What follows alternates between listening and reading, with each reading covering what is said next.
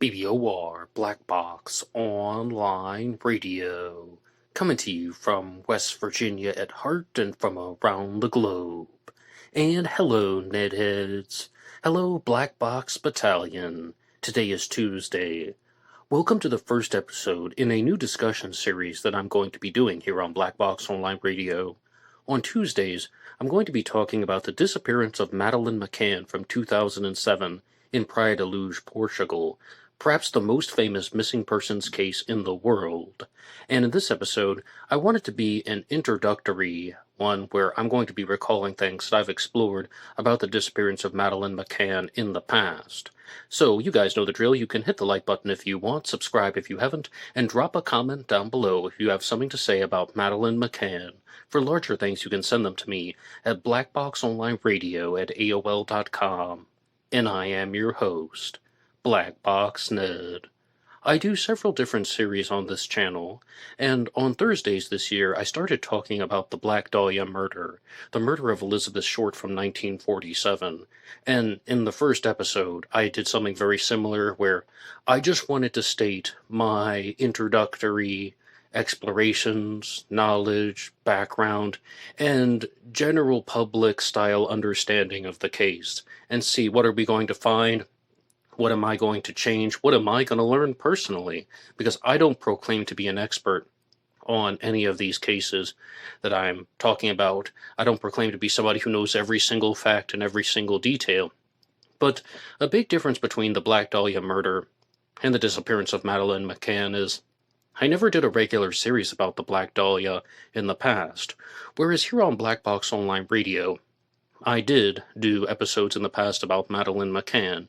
In 2018 and 2019, I did multiple Black Box recordings, and you might say that I was a casual follower of the case, although I hate to use the word casual in a story that is so important, dealing with the disappearance of a child, but perhaps you might say that I had a loose understanding of the material. And Netflix even put out a documentary in 2019, which was an 8-part miniseries, and I followed each episode, and I did an 8-part response called The Disappearance of Madeleine McCann, New Challenges, which you can hear on BBOR.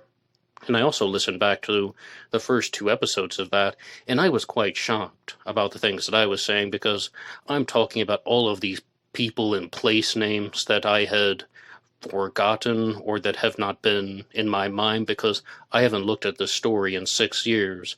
So you can really expect that I'm a newcomer. You can call me a newcomer.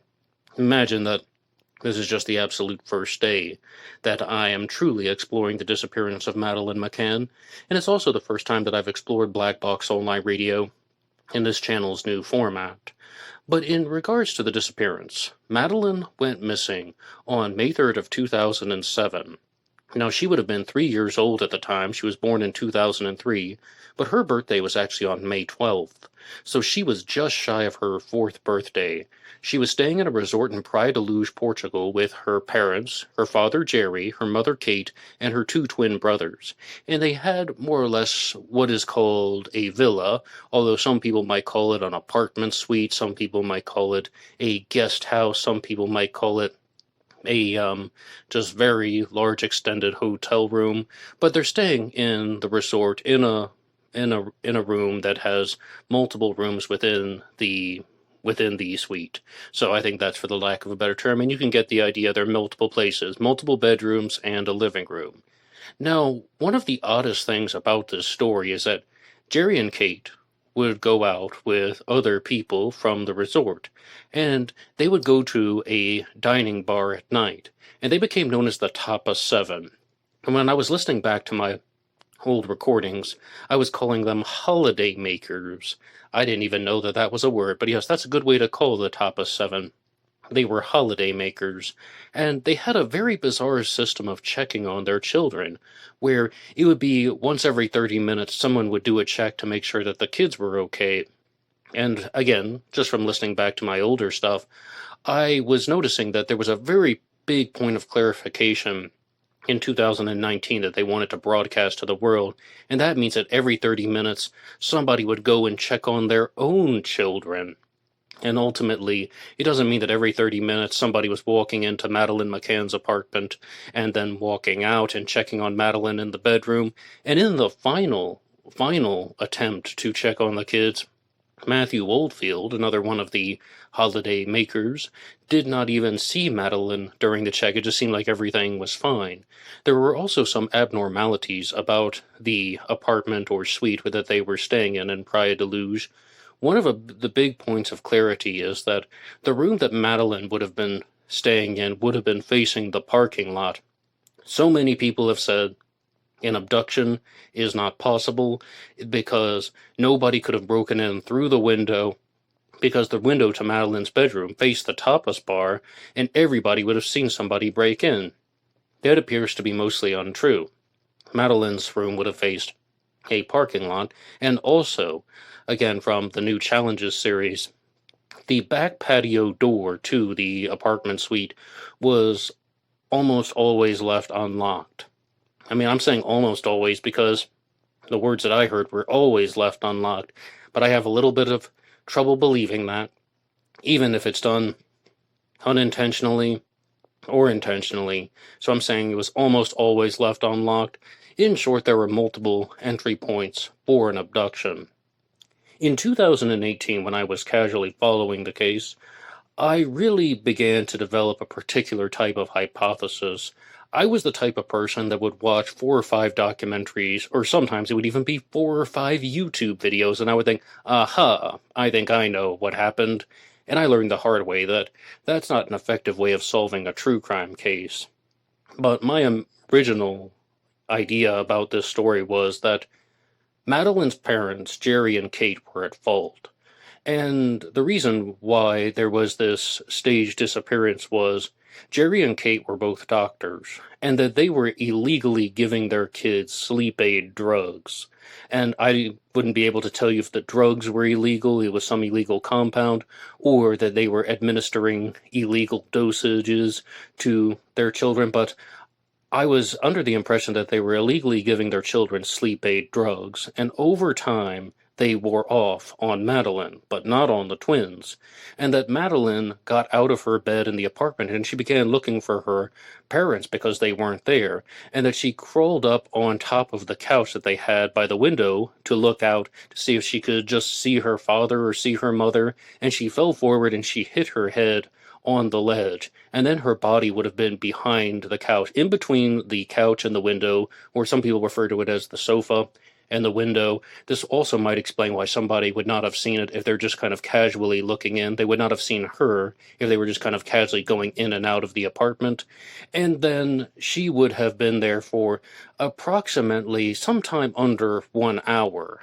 Ultimately, cadaver dogs would search the apartment. There were 2 cadaver dogs named Eddie and Keela, and there are different types of search dogs. Some dogs are meant to locate people, other dogs are meant to follow the scent of blood, and cadaver dogs, of course, are meant to follow the scent of a dead body. And anybody who has looked into this story has seen the video of the cadaver dogs barking and alerting the authorities to something that is against the wall in the apartment in Praia de Luz. And another supporting piece of evidence for this is that when Kate says that she entered the apartment, she says that the door to Madeleine's room was ajar, but then it just slammed shut because of the draft in the window. And she thought that that was strange, and she opened the door to Madeleine's bedroom, and Madeleine wasn't there. But one thing that was not reported was that the twins that she had in the other room didn't wake up, they didn't start crying, they didn't start having any of the typical responses. And some people, a lot of people, would even believe this, that when the babies are sleeping, you're not supposed to make noise, right? Everyone tells you, shh, keep it down, the baby's sleeping. And they didn't start crying or anything. Were they under the influence of some type of sleep aid drug that had been administered illegally? And this would be a way to just have, for the parents to have more freedom with their plans, and they perhaps thought that they were doing something harmless at the time, but then that ultimately led to Madeleine's death. Now, why would they stage the cover-up? Why wouldn't they just call an ambulance and be like, oh, my daughter fell and hit her head? Because they would do an investigation and they would do an autopsy, and then they would try and find out everything that happened, and then they would be charged with murder. And I did an episode in 2019 that I think was called Point to the Parents. And I was like, you perhaps being very, very dramatic and saying that they would be charged with murder. Murder. And I do mean that. Because if this were true, and they were giving her some type of illegal sleep aid drug, and then it slowly waned off of her over the months or who knows how long that they would have been giving it to her, it would have caused disorientation. And if any illegal activity had occurred which led to her death, that's murder. Of course, lawyers can perhaps get a lower charge, but this isn't some type of negligence issue. This would be doing something illegal that caused her death. This is how the system works. That's what murder is, illegal or unlawful killing. And it doesn't necessarily mean they have to do it with physical force. So absolutely, Jerry and Kate would want to cover up that situation. And in 2018 and 2019, the early parts of 2019, mind you, that was my go-to theory. That's what I thought happened. And I came up with that mostly on my own, just from watching videos and documentaries, and I was shocked to see that the lead detective in the case in Portugal, Gonçalo Amaral, got on national television and made his own documentary where he revealed his theory about what happened to Madeleine McCann. And I was just sitting back and so shocked. And he was saying everything that I just told you, that he believed that Madeleine got up on the couch, she fell, she hit her head and broke her neck, and she died. And she was dead for approximately, oh goodness. See, this is the stuff where it's been 6 years. I mean, I really don't want to misstate something, but it would have perhaps been under 1 hour. So people are wondering, would that be enough time to generate a cadaver dog alert? Okay, though, that is one theory. And what do you guys think about that? What do you think about Jerry and Kate covering this up because Madeleine was a child who was illegally given sleep aid drugs. Eventually they wore off, but it caused disorientation. So the reason why she fell off the couch was because she had like vertigo and dizziness and she couldn't focus right, and Jerry and Kate didn't want to go to jail. But, there are some other complications with this particular story, and that is that there was a man that was seen carrying a baby and walking, around the time of Madeleine's disappearance. He was witnessed by a woman named Jane Tanner, and this man has since been labeled as the Tanner Man. And this theory, I thought, was mostly debunked, where people were saying that, a holidaymaker, a different individual, recognized the photo and composite sketch from the television. He said, no, I wasn't abducting Madeleine McCann, but that is me in the drawing. I was carrying my own daughter, and he provided the clothes that he wore on that night, and it matched up pretty quickly. So then that's a strike against the abduction theory. Another variant of the abduction theory is that just simply the doors were left unlocked, the windows were vulnerable access points, and Praia da Luz was actually a very heavy, high-crime area. And one thing that I did hear last night in the new Challenges series was that the family actually chose to go to Praia da Luz, Portugal, because they thought that it was going to be a safe, family-friendly vacation area. But it was actually a very, very big hotbed for crime, particularly drug dealing. But human trafficking wouldn't be too far away. And was Madeleine McCann abducted by some opportunistic human trafficker? Maybe she was abducted by an opportunistic predator. And this is going to get into some hot water because I'm going to say something, and I already know you guys are going to give some backlash, but I am sharing my journey with you. And in 2020, I can only think of one episode that I did about the disappearance of Madeleine McCann. And it was responding to the YouTube channel from Professor Thomas Henry Horan. And out of all the old episodes of Black Box Online Radio, the old Black Box recordings, that is one that I listen back to the most because I'm a fan of this channel more than anyone. And I listen to the old episodes. And I listened to the one where he talked about the disappearance of Madeleine McCann. And Thomas Henry Horan is somebody who's more famous for the Zodiac Killer case. He wrote a book called The Myth of the Zodiac Killer, which was turned into a documentary for Peacock. But even back in 2020, I was saying, I think that his Madeleine McCann theory is clearer than his Zodiac Killer theory because he just got straight to the point. And perhaps, we'll pull up some sound bites for a future episode. But what he was saying, and really, I do have to give credit for someone who just states out their theory very clearly. He was saying that he believed that Madeline was sold to the gypsies, as he called them, specifically a Greco-Roma Albanian human smuggling network, because Jerry McCann, her father, believed that Kate was having an affair. Maybe she was, and maybe she wasn't, but he believed that she was, and he thought there was a chance that Madeleine was not his biological child. So he got on the dark web and he arranged for somebody to take Madeleine out of the apartment. And then, he was actually someone who was able to thwart the investigation because, of course, that's illegal. But the way that they put the family under surveillance would have been illegal. The way that they would have conducted their investigation would have been illegal. And what they didn't account for is that Jerry McCann called in the media and just created this giant media spectacle about the disappearance of Madeleine McCann, which is one of the reasons why we're talking about it right now, and that they wouldn't arrest him because then the authorities acted improperly. And they were like, Jerry was smart, he was crazy smart, and almost too smart because it was Jerry McCann's idea to release the whole case file to the general public, and Thomas Warren claimed that he pieced things together by creating the solution.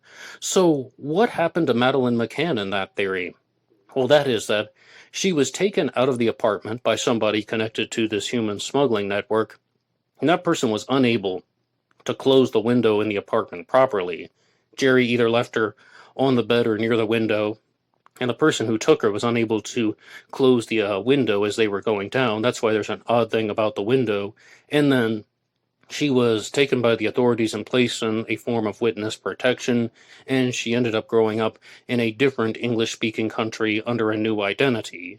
Now, that was back in 2020, and I think that was the last time I did an episode on the disappearance of Madeleine McCann. And in 2021, Thomas Warren was saying that he was going to reveal Madeleine McCann's new identity. He was going to make the case that she was a public figure, and he could do it legally without invading someone's privacy and reveal his findings. And I was just sitting back in October, November of 2020, whenever it was, and saying, all right, let's see what happens. And the revelation didn't occur, but he did do a response in 2024 talking about the disappearance and saying some things like he wasn't able to do that for legal reasons. And that is where we are today. So I just kind of sit back and let that story speak for itself. But that's a different theory where the parents are not viewed as the assailants. Okay, so did the parents do this? Were the parents responsible for Madeleine McCann's murder? Were they responsible for this as an accidental death? And was there some other issue that was going on? I remember very clearly that when I did this series back in 2018, some people were trying to convince me that it's none of the above. Madeleine didn't die in the apartment on the night they said. She wasn't abducted on the apartment the night that they said. They were like, Madeleine was either abducted or murdered 2 or 3 days earlier. And there are no photos of her on the day of her disappearance, that she had been dead for a while because of some other either accident or something murderous, and that the parents lied and covered it up. Now, I went on the record, you even hear me saying this on the old black box recordings, that something didn't seem right about the timelines. And again, I can't articulate all of the specifics. It's been 6 years. But I'm going to go through them again with this new series on the disappearance of Madeleine McCann. Are the parents guilty or not? And I was like, if you were going to say that she died the way that Gonzalo Amaral explained, the way that I explained, I looked over the timeline over and over again, and I did not believe that Jerry and Kate had enough time to dispose of the body. They would have had a third party or third accomplice dispose of the body, and I was perhaps, again, being dramatic on Black Box Online Radio, saying that if you're going to go with the original theory of her falling off the couch and breaking her neck, you will not get the timeline right. And I had a reversal of that, and I had to step down and say, I think that I might be wrong about this. I do that a lot on Black Box Online Radio, not nearly enough, and I still have some wacky ideas. I'm one of the few people that thinks that D.B. Cooper tied his briefcase bomb to himself when he jumped out of the plane. I'm different. But I ultimately had to admit that there was insufficient evidence that my hypothesis that Gonzalo Amaral had put forward as well was just, it's kind of like in some murky waters, or like, I can't explain that. So I'd love to go through the timelines with a fine-tooth comb. I would love to talk about them and in a different way and see if we can actually get some truth to that. Now, some of you may know that on Black Box Online Radio, I give out an award for the Comment of the Week.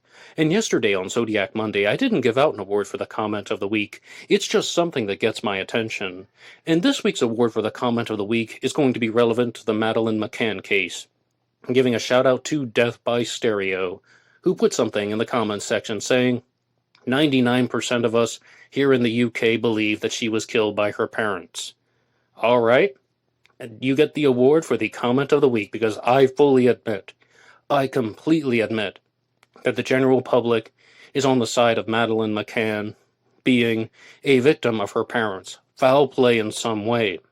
And yes, I do count the sleep aid drug theory as murder, but there's so many other possibilities. Could there have been another tragic incident involving Madeleine McCann? Did they do something to Madeleine in a different way that would have caused her death, and then they panicked and they just pretended like nothing was wrong?